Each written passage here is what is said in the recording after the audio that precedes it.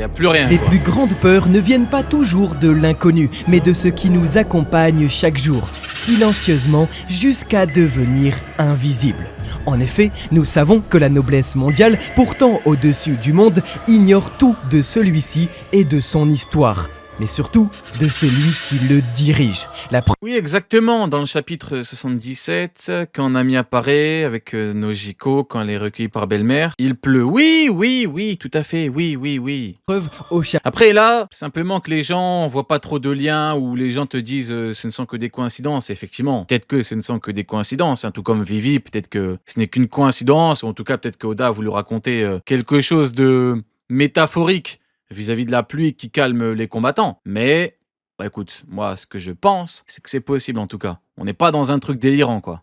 Chapitre 1114, où Saint Carlia s'interroge sur le nom du siècle oublié dévoilé par Vegapunk. Nous savons également que les gardes de Pangaea sont effrayés par une certaine chambre fantôme avec des secrets dangereux, et qu'enfin les gardes disparaissent. Il y a Poilroux qui dit « Hier, il pleuvait chez moi ». C'est ça votre problème. Et je vous parle de la déesse de la pluie et vous me dites « Hier, il pleuvait chez moi ». Oui, c'est ça votre problème. Si On peut pas parler sérieusement avec vous. On essaye de théoriser, on essaye de trouver qui est la déesse de la pluie, qui incarne quoi. On parle d'armes antiques, de réincarnation, et un mec qui me dit hier il pleuvait chez moi. ils en apprennent trop sur Nika. Bref, en réalité, Imu Nerona n'a jamais été l'allié des dragons célestes comme des chevaliers divins, car le roi est Imu n'a jamais été l'allié des dragons célestes. prêt à tout pour protéger son existence et surtout ses secrets, jusqu'à tuer ses alliés les plus proches. On peut le voir sur Elbaf, les chevaliers divins ont peur de leur maître. Ainsi, tout comme ils craignent les porteurs Ils ont peur de leur maître parce que leur maître c'est l'équivalent d'un dictateur et que le propre d'un dictateur c'est de diriger par la terreur, par la peur. Même ces hommes quoi, ils ont peur de perdre la vie en cas d'échec ou s'ils le rendent fou, mais Imu n'est pas vraiment avec eux. du Di ou encore le clan Davy, les Tenryubito et les chevaliers divins craignent la déesse de la pluie qui pourrait donc tout simplement être Imu mais sous sa forme humaine, expliquant pourquoi sa silhouette de Pangaea ne ressemble en rien à son physique sur Elbaf, une silhouette plus délicate qui poussait tous les lecteurs à croire durant 8 ans que c'était une femme. Aujourd'hui, le voile sur le Le billet pour Nami ou Vivi en tant que Zaza est désormais à 450 pétards. Je l'ai pris à l'époque à 30 €. À quelle époque tu l'as pris, Polpo? À quelle époque tu l'as pris ton billet pour Zaza, Vivi, Nami? On vient d'apprendre que Zaza existait. De quoi tu parles? Comment le billet fait fois quoi? Fois 13 de tête à peu près? Alors que le chapitre vient de sortir? T'es fou quoi? Qu'est-ce que tu racontes, Polpo? C'est quoi ce bourbier? Comment ton billet fait fois 13 en... Quoi? visage de Zaza ne laissant transparaître que ses yeux. Comment ça? J'attends que tu me répondes, frérot, ça m'intrigue, c'est pas un reproche ou quoi, mais ça m'intrigue énormément. Comment ton billet fait x13? Comment t'as pris ton billet avant que Zaza existe, quoi? Nous rappelle une nouvelle fois la silhouette de Imu qui semble porter un voile cachant son visage. Non, moi j'aime bien quand des gens disent que j'ai pris un billet à l'époque et tout, moi j'aime bien, c'est des sujets qui me parlent, mais faut me dire pourquoi. Parce que Nami ou Vivi, c'est sûr qu'elles sont...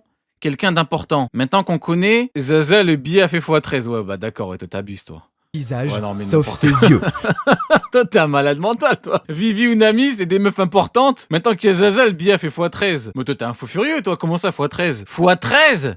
Mais t'es un malade. Enfin, tout C'est quoi un x13? comme le roi du monde, Zaza possède un cercle dans le dos, renforçant le parallèle entre les deux. Ainsi, Imu pourrait être également la déesse de la pluie, car celle qui, avec Mother Flame, va engloutir le monde sous les eaux, chose que craignent les Tenryubito, et expliquant Ok, ouais, je capte le délire, mais je suis pas dans le train.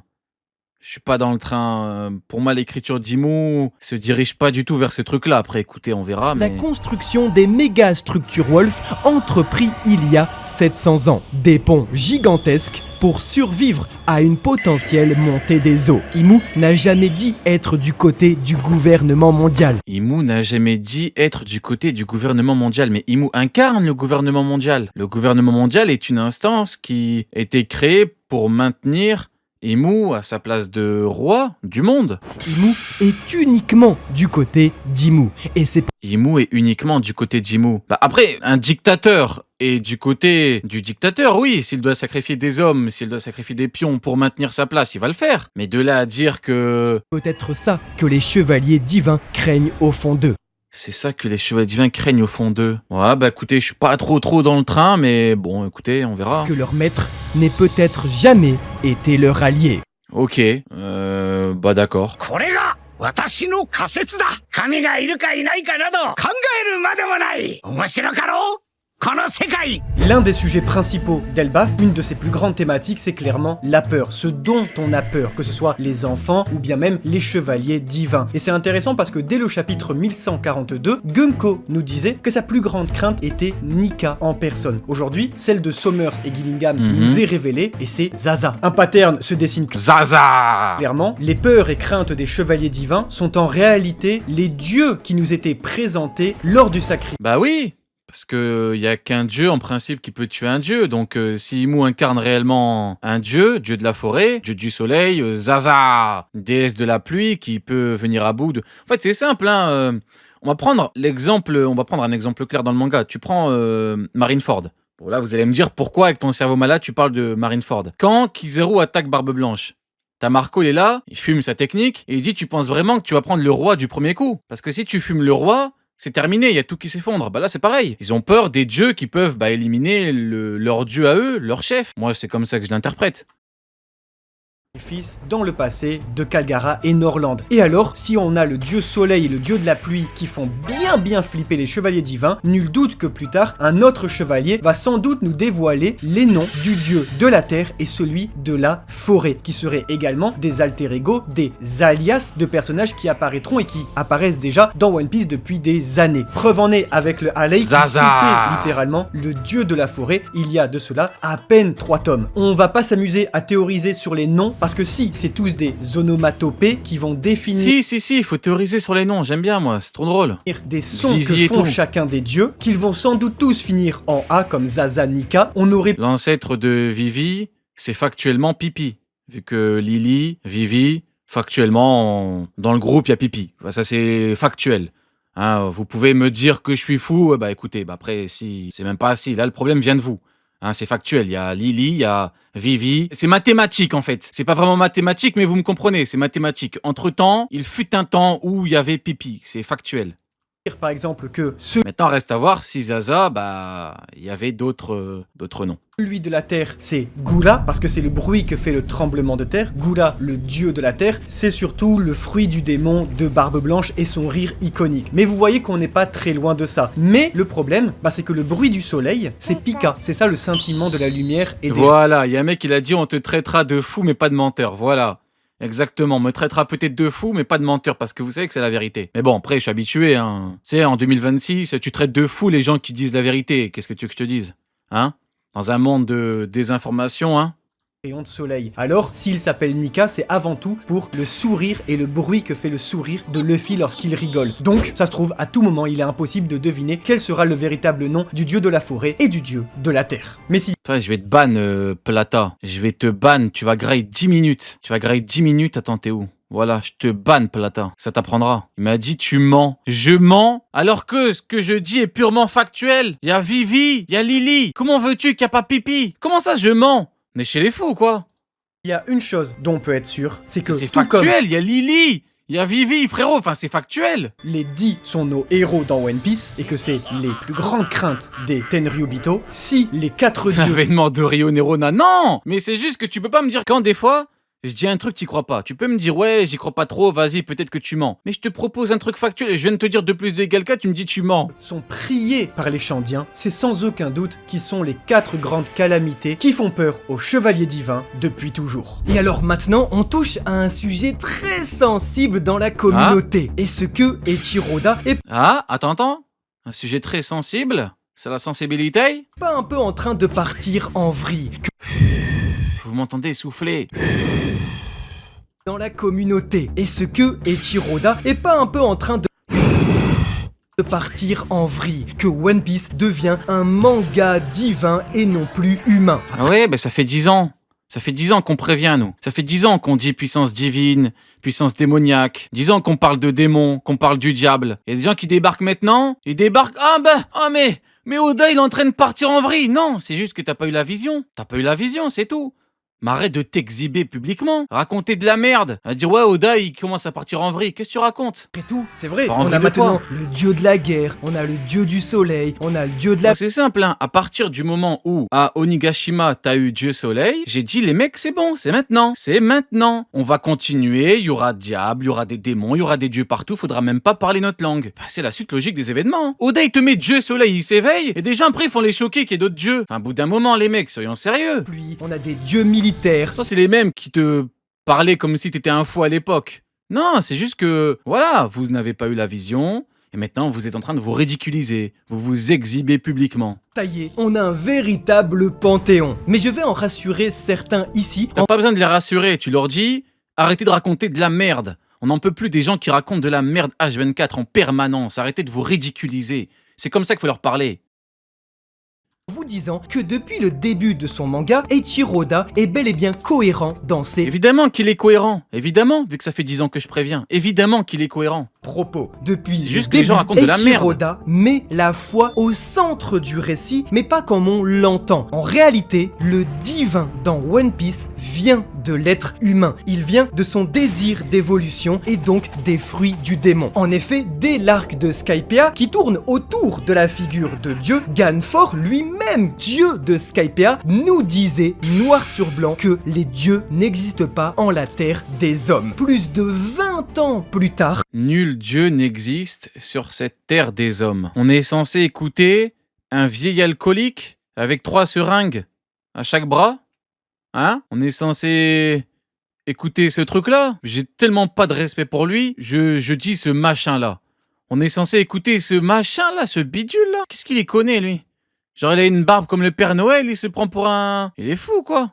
T'es pas un ancien, toi, t'es un ancêtre. les dieux n'existent pas en la terre des hommes. Plus de 20 ans plus tard, Eiichiro Oda, via le plus grand des scientifiques, va confirmer ces dires en nous disant que puisque les fruits du démon existent et qui sont la matérialisation de l'évolution humaine, il ne sert plus à rien, je cite, de se demander si les dieux existent. Pourquoi? Tout simplement car avec un fruit du démon, on est tous le dieu de quelqu'un. Avec un logia, On est tous le dieu de quelqu'un? car avec un fruit du démon, on est tous le dieu de quelqu'un. Avec un logia, avec un paramecia, avec un zoan, vous pouvez détruire une ville entière. Vous pouvez prendre d'assaut un pays. Vous êtes un dieu. Kaido, avec le Uonomi modèle dragon azur, en est la preuve. Crocodile, avec son Suna Sunanomi, en est la preuve. Doflamingo, avec son Non, à la limite, tu peux être métaphoriquement le roi d'eux. Tu es le roi du désert avec le fruit du désert, pas le dieu. Ah non, le roi, pas le dieu, mais non. Ito Itonomi, en est la preuve. Et que dire alors de Barbe Blanche? Tu vois, pareil, métaphoriquement, il a soumis un pays, c'est le roi du pays, Doflamingo, pas le dieu. Homme le plus fort du monde qui, je cite Sengoku, avait le pouvoir de détruire le monde. Barbe Blanche, pour les civils à travers le monde, était un véritable dieu. C'est donc uniquement une question de point de vue. Et en réalité, dans One Piece, oui, les dieux existent, mais ce sont pas ce que vous croyez. Tous ceux qui portent le nom de dieu dans One Piece sont très rapidement punis par l'auteur, ramenés justement à leur statut de mortel avec quoi? Une L'homme veste, c'est qui? Bah, l'homme veste, c'est le dieu des fashion. Voilà. Tu vas à la Fashion Week, tu leur parles du mec qui a mangé le fruit de la veste, tout le monde se met à genoux, tout le monde commence à prier, c'est le dieu des fashion. bonne grosse tatane dans leur gueule pour montrer Genre Karl Lagerfeld, son rêve c'était de le rencontrer par exemple.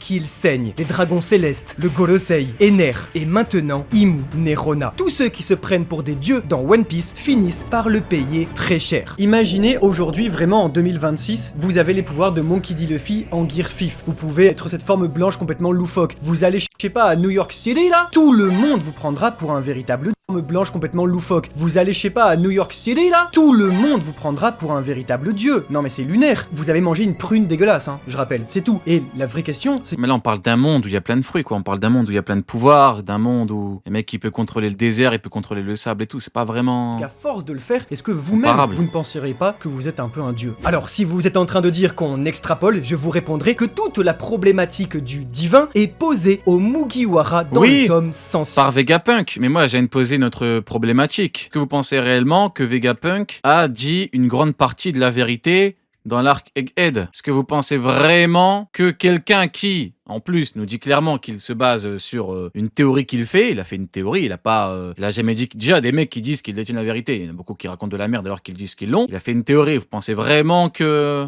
Je cite, lorsque Vegapunk découvre la forme blanche de Luffy, il s'exprime et dit « Il ressemble à ce dieu dont il n'est fait mention que dans les écrits antiques ». Ce à quoi Sanji répond « Un dieu, on parle de Luffy, un abruti de première ».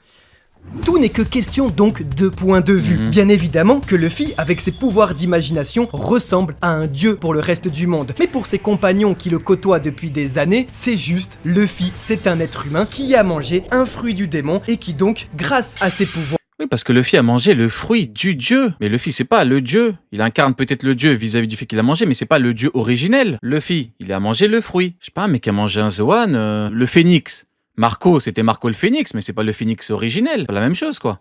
s'est métamorphosé en dieu. Et ce chapitre en est la preuve puisque c'est même dit dans les bulles de dialogue que Zaza vient bien de la surface. Zaza ne vient pas d'un quelconque mont Olympe ou d'un cosmos. Zaza est humaine car Zaza... On sait même pas si...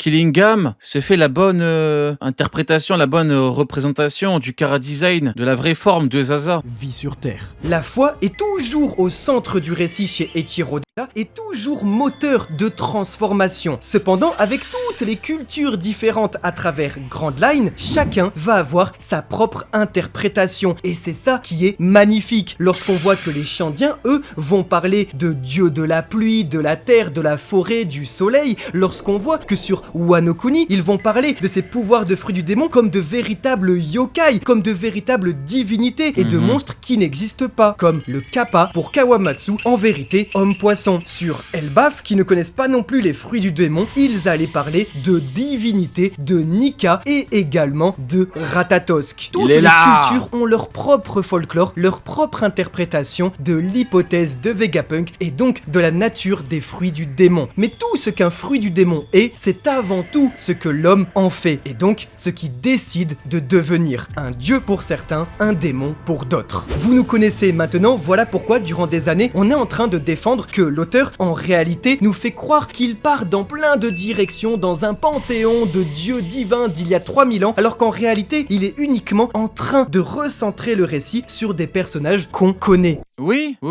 Un manga de plus de 30 ans, il va nous dire en fait à la fin que ça se base que sur les persos qu'on connaît, qu'il n'y a rien de millénaire et qu'en fait le Halley, on doit lui pisser dessus. Ouais, peut-être. Après tout, Shirahoshi n'est qu'une princesse sirène, elle est la fille de son père. Shirahoshi n'est qu'une princesse sirène, qui est la réincarnation de Poséidon, donc il y a un bail de réincarnation, un bail divin, mais ça veut rien dire. Et de sa mère et la sœur de ses Elle n'a pas mangé de fruits, à ce que je sache. Poséidon n'a pas mangé de fruits. Pourtant, c'est la réincarnation de Poséidon qui peut contrôler. frères. Pourtant, elle porte le nom d'un dieu. Elle est capable de détruire le monde. Luffy est Nika parce que des gens croyaient en Nika. Comme Vegapunk nous disait, tant qu'il y aura des gens pour conceptualiser l'idée de Dieu, Dieu ne mourra jamais. Parce que Dieu est avant tout humain. Et tout ça, on le sort pas de notre chapeau, hein. Non, c'est uniquement les mécaniques narratives d'Eiichiro Oda. Comment est-ce qu'il construit son récit? Comment est-ce qu'en tant qu'auteur, il raconte ce qu'il a envie de raconter? La preuve en est avec ce chapitre, enfin avec la figure de Ratatosk lui-même.